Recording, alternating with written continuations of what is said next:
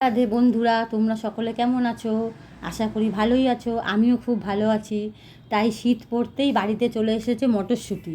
আর মটরশুঁটি মানেই তো একটু শীতকালে খেতে ইচ্ছা করে না, মটরশুঁটির কচুরি। তাই প্রথম শীত পড়তেই আজকে আমি বানিয়ে নিচ্ছি মটরশুঁটির কচুরি। দেখো, ময়দা মাখা হয়ে গেল তোমাদের সাথে কথা বলতে বলতে। তারপর পুরটাও ভরতে হবে, পুরো ভরে নিলাম। শীতকাল মানেই মটরশুঁটির কচুরিতে বা পরোটা হোক, খেতে সবাই ভালোবাসে, আমারও খুব ভালো লাগে। তাই মটরশুঁটির কচুরি বানিয়ে নিলাম। আর সাথে বানিয়েছি আলুর দম আর একটু গ্রিন চাটনি, ধনে পাতা পুদিনা পাতা দিয়ে গ্রিন চাটনি বানিয়েছি। তারপর আমাদের ফুলকো ফুলকো কচুরি তৈরি হয়ে গেল। এবার আমরা খাওয়ার জন্য রেডি করব। দেখো, প্রথমেই নিয়ে নিলাম কচুরি, তারপর আলুর দম, তারপর গ্রিন চাটনি। আজকে আমাদের ডিনার রেডি। খেতে দারুণ হয়েছিল। রাধে রাধে, সবাই ভালো থাকো, সুস্থ থাকো।